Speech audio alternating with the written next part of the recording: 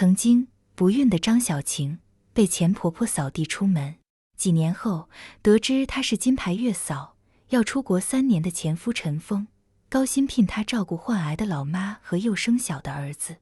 张小晴会如何对待这一老一小呢？请看故事。那个，你能来我家上班吗？月薪15000，保险额外交，包吃住。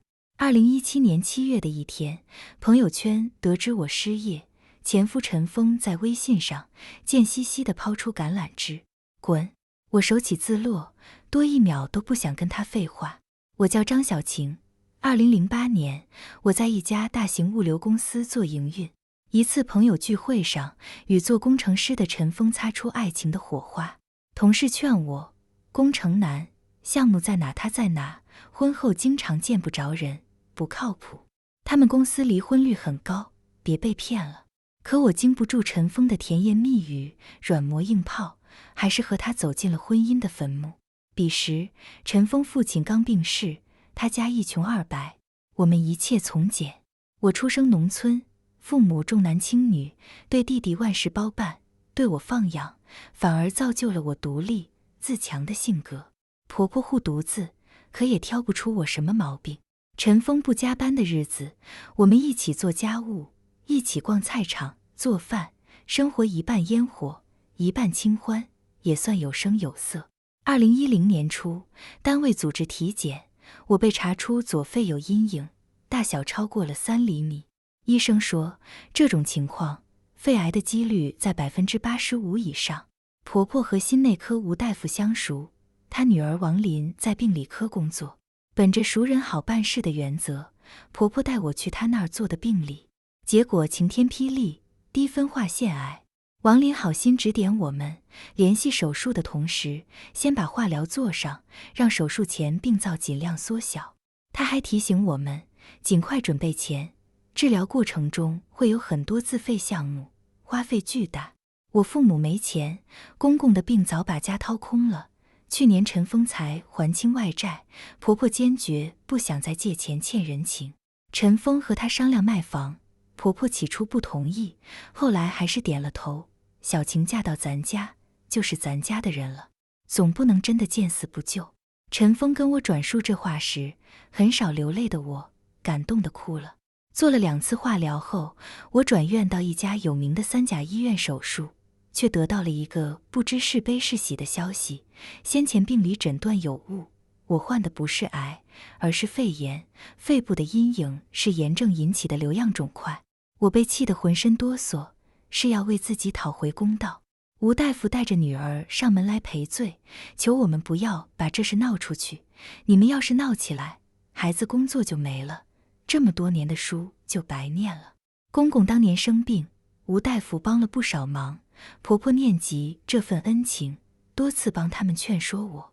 想到他卖房救我时的大气，现如今住进老旧的出租房，不嫌7平米的小房间逼仄，还让我和陈峰住进大一点的主卧。最终，我吞下了这份委屈。结婚2年多，我的肚子一直没有动静。婆婆着急抱孙子，总念叨：“你们别只顾工作，赶紧给我生个孙子。老陈家3代单传，千万不能断了根。”我身体养好后，陈峰带我去医院做检查，结果让人难以接受，我排卵功能障碍，很难受孕。家里的气氛变得压抑，婆婆整天唉声叹气。陈峰一边劝慰母亲，一边带着我四处求医。祸不单行，2010年8月，婆婆确诊为乳腺癌中期。婆婆得知，即使积极治疗，中晚期的乳腺癌病人5年的生存率也只有60%左右。她心疼钱，想放弃。陈峰哪能同意，执意选择了最昂贵的治疗手段。很多药都不在医保范围，1个月好几万，卖房的钱花得精光。尽管手术很成功，但婆婆总怕自己活不过5年。她像变了个人，整天疑神疑鬼，脾气越来越暴躁不说，还总哭诉我让老陈家绝了后，她没脸去见公公。一次，婆婆胸闷，非说癌细胞扩散了，自己时日无多，疯了般要我们离婚。最后扛不住压力，我和陈峰离了婚。之后，我租房独自生活，也有人给我介绍对象，但听说我不孕，都不了了之。陈峰很快再婚，不到1年便有了儿子。我心中恻然，也只能恨恨地骂声渣男。2013年，合同到期，公司没有续签，我失业了。参加招聘会时，正好赶上妇联举办免费的月嫂培训，看着那一张张可爱的婴儿照片，我脑袋一热，报了名。心想，不能生没关系，感受一下养的乐趣也挺好。人生不就是一场关于自己的修行吗？结业后，我入职了一家大型家政公司，爸妈非常不理解，一个名牌大学毕业生居然干这种工作，说出去丢人。我却真心喜欢上了这份职业，香香软软的小婴儿抱在怀里，心瞬间也跟着融化了。在很多人的观念里，月嫂与低学历画上等号。实际上，想成为高级育婴师，也就是俗称的金牌月嫂，得有相关专业本科学历，或者取得中级育婴师2年才行。月嫂的收入也不低，尤其是金牌月嫂，月收入都是万元起步，还十分抢手。行业正逐渐呈现高学历、年轻化的趋势。然而，想成为金牌月嫂并不容易，除了优质服务，还需要过硬的专业技能。产妇护理、新生儿护理、做月子餐，样样都要精通，甚至还要懂得一些心理学，因为不少产妇患有产后抑郁症。我一边工作，一边努力提升自己，短短1年就拿到了育婴师、催乳师、小儿推拿师、中级营养搭配员等6、7个证书。之后，我从初级育婴师升级为中级育婴师，最终成为金牌月嫂。收入的增加让我有了底气。2017年，我用省吃俭用攒下的10几万元，又找亲朋好友借了几万，首付了一套小期房。想象着3年之后有了家的幸福生活，我充满了动力。我不断告诉自己，张小晴，不想活在悲剧里，就要自强不息。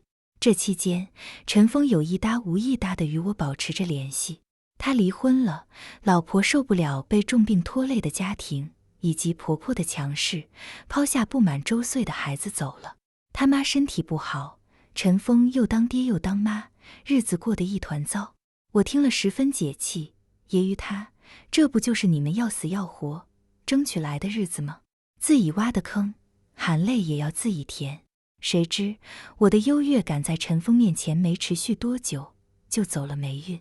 2017年，我新服务的女雇主非说我偷走她的钻戒，还污蔑我为了不让孩子哭闹，给她喂药。我百口莫辩，被公司停了职。因为这个污点，高学历、各种专业资质傍身的我，新工作一直没有着落。房贷因此断了顿，刚逾期3天，银行便催命似的一天一个电话，房东也锦上添花，催交下1年房租。山穷水尽时，我在朋友圈诉苦，被陈峰钻了空子，不给他落井下石的机会，我赶紧拉黑了他。这家伙连打10多个电话，气不过他的骚扰，我接了吼道：“你这样有意思吗？前妻倒霉，你幸灾乐祸看热闹，能不能好好做个人？”与以往的互损不同，这一次他居然放低身段，恳求我认真考虑一下。原来今年初，陈峰妈乳腺癌又复发了，好在只是局部复发，没有转移。先前做的保乳手术，这次手术进行了全乳切除，化疗完必须长期靶向治疗，每月房贷加药费，他的工资基本告罄，还要养儿子。不得已，他申请去迪拜的项目，底薪加各种福利，1年到手能有50、60万，一去就是3年。交给别人我实在不放心，我又不是开慈善机构的。我冷笑，我知道你是因为喜欢孩子才去做月嫂的。陈峰告诉我，他知道我是被冤枉的。我服务的那家男主人刚好是他们公司的分包商，这人拈花惹草惯了，以至于他跟保姆多说几句话，老婆都会疑神疑鬼，已经找借口辞退过好几个保姆了。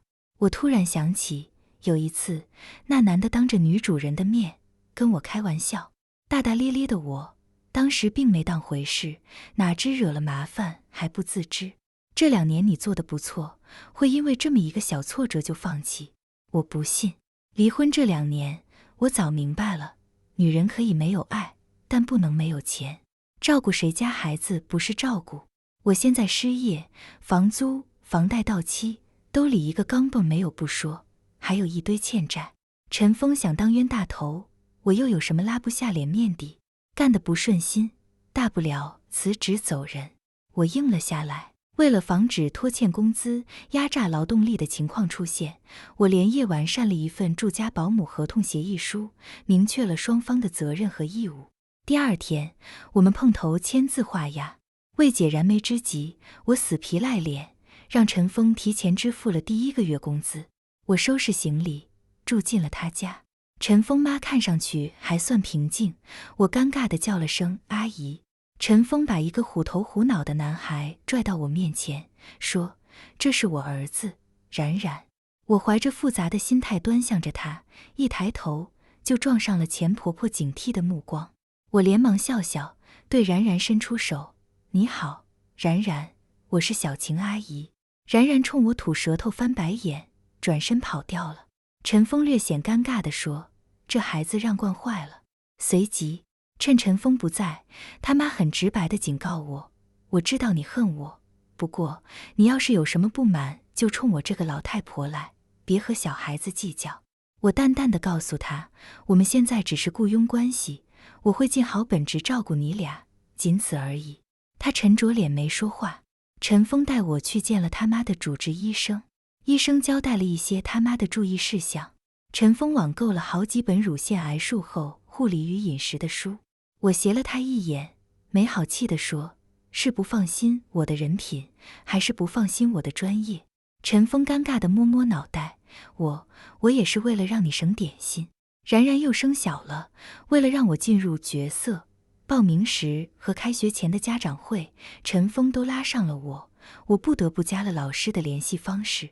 看着班级群里身份备注的陈然家长，我有些心酸，居然混到在前夫家当保姆的地步。想想要再次被钱婆婆横挑鼻子竖挑眼，还要被前夫和别的女人生的孩子使唤，我暗暗叫苦，难熬的日子在后面呢。可转念一想，这世上被生活驱使的人这么多，有几个还能保留最初的那份骄傲？前夫陈峰又何尝过得容易？安排好一切后，陈峰远赴迪拜。登机前，我带祖孙俩去送他。陈峰眼睛湿润，1步3回头。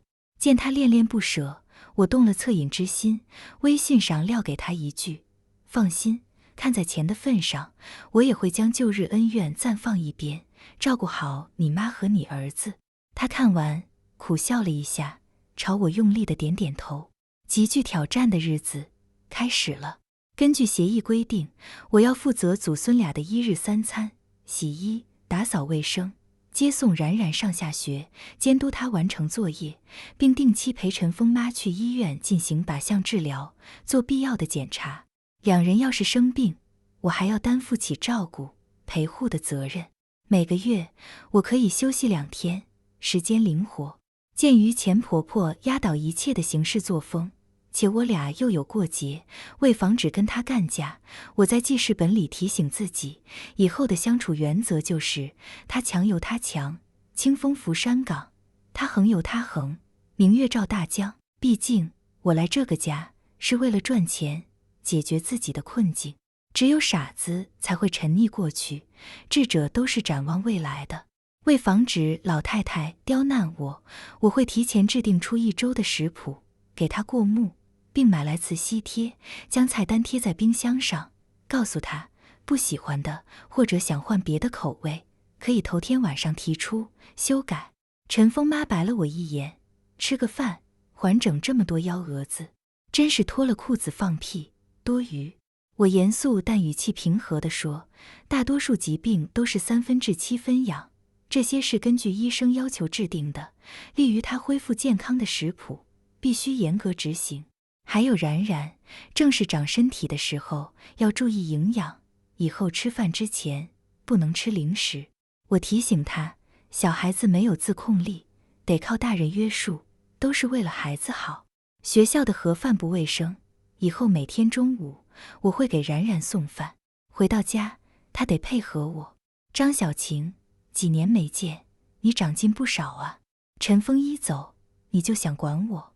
好歹我长你几十年，吃过的盐比你走过的路还多。我的一通安排，直接把陈峰妈惹急了。原则性的问题不能退让，毕竟客户体验好感是需要一步步建立的。你不想陈峰担心，就按照我的来。